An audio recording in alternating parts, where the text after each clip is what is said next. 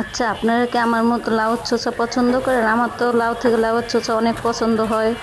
আমার তো সেজন্য আমি লাউ কিনলে লাউ চোচা ফালাই না, ভাজি করে খাইয়ে ফেলাই। লাউ থেকে আমার লাউ আমি ছোটোবেলা থেকে খাই না, তো এখন একটু বড় হইয়া একটু হালকা হালকা খাওয়া শিখছি, যাতে সবার মাঝে থাকতো, এই জন্য সব কিছু একটু হালকা হালকা করে খেয়ে নিতে হয়। নাহলে অনেকে অনেকটা কিছু মনে করে যে ভাব দেখায় খায় না, এই সেই অনেক কিছু বলবে, সেই জন্য আমি লাউ থেকে লাউ চুকলাটাই পছন্দ করি। আমার তো লাউ চোচা অনেক মজা লাগে।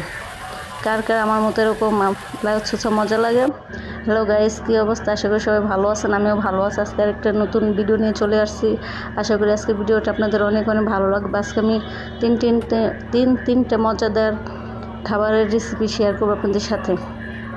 তো প্রথমে আমি লাউয়ের চিকলা ভাজি করব, সেটার জন্য আমি চুলাটা জ্বালিয়ে নিয়ে কড়াইটা উপরে বসে দিয়ে পরিমাণ মতো পেঁয়াজ কুচি দিয়ে তেল দিয়ে দিছি। তেল দিয়ে ভালো করে একটু ভেজে নিব, হালকা করে, যে পর্যন্ত ব্রাউন কালার না আসবে সে পর্যন্ত আমি ভেজে নিব। দেখেন আমার পেঁয়াজটা অলরেডি ব্রাউন কালার ভাজা হয়ে গেছে, যাতে একটু হালকা ভাজি করে রাখবো। লাউ চোচা ভাজি করবো, সেজন্য একটু হালকা হালকা করে রাখছি, যাতে বেশি একটা পোড়া পোড়া না হয়।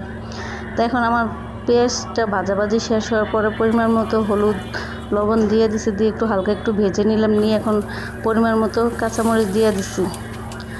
আপনারা তো বলবেন যে আপু আপনার খালি নাকি গ্যাস্ট্রিকের কারণটা কি?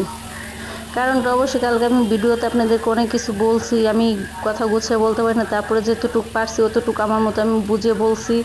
আশা করি আপনারা বুঝতে পারছেন। যেহেতু আমি বলছি ছোটোবেলার থেকে আমার এই গ্যাস্ট্রিকের সমস্যা, আমি বুঝার পরে পর্যন্ত দেখি আমার গ্যাস্ট্রিকের সমস্যা, আমি যে পর্যন্ত বুঝতে শিখছি আমি ওই পর্যন্ত দেখি গ্যাস্ট্রিকের অনেক সমস্যা। তো এই সমস্যাটা কীভাবে ঠিক আমি জানি না। আমি অনেক ডাক্তার দেখিয়েছি, অনেক ওষুধ খাইছি, কোনো কিছুতেই ভালো হয় না। সেজন্য এখন কি করব, প্রতিদিন সকাল হলে 2 কোয়া রসুন চিবিয়ে একটু পানি দিয়ে গিলে খাই। তারপরও গ্যাস্ট্রিক ভালো না, আমি কী করব? যদি আপনাদের কাছে কোনো সাজেশন থাকে অবশ্যই আমাকে একটু বলবেন। দেখুন আমার লাউ চিকলা প্রায় ভাজাভাজি শেষ হয়ে গেছে। কথা বলতে বলতে লাউ চিকলাটা ভাজি হয়ে গেছে ফাইনালি। এই যে লাউ চিকলাটাকে দেখেন কত সুন্দর কালার হয়েছে। রান্না করতে করতে সন্ধ্যা হয়ে গেছে, এই জন্য ভিডিওগুলো একটু অন্ধকার দেখা যাইতেছে। তো আপনারা বুঝতে পারতেছেন, যেহেতু সন্ধ্যা হলে একটু ঘর অন্ধকার হয়ে যায়, যেহেতু আমার রুমের ভিতরে কিচেন রুম আলাদা করে নেয়, সেই জন্য আমি খুবই কষ্ট হয়ে যায় ভিডিও করতে, সেজন্য এরকম অন্ধকার দেখা যাইতেছে। তো যার ঘরের ভিতরে চুলা আছে সে অবশ্যই বুঝবে, আমার মতো যারা এরকম কষ্টে থাকে তারা বুঝবে। ঢাকা শহর বুঝেন, একটু একটা ফ্ল্যাট বাসা নিয়ে থাকা কতটা কঠিন।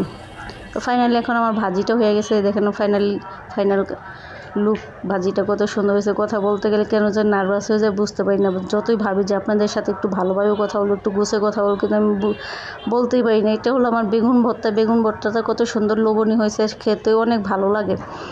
এইটা যে হলো পাট শাক, এগুলো আমি অফ ক্যামেরায় করছি, যে আপনাদের সাথে শেয়ার করতে পারি না, যেহেতু আমি অনেক কাজ করি, কাজের মাধ্যমে থাকি, সেজন্য সব কিছু আপনাদের সাথে শেয়ার করি নাই। আপনারা অবশ্যই দেখেন, যেহেতু আমি লাউ চিকলা ভাজি করছি, লাউটা আমি সকালে রান্না করে চিংড়ি মাছ দিয়ে খেয়ে ফেলেছি।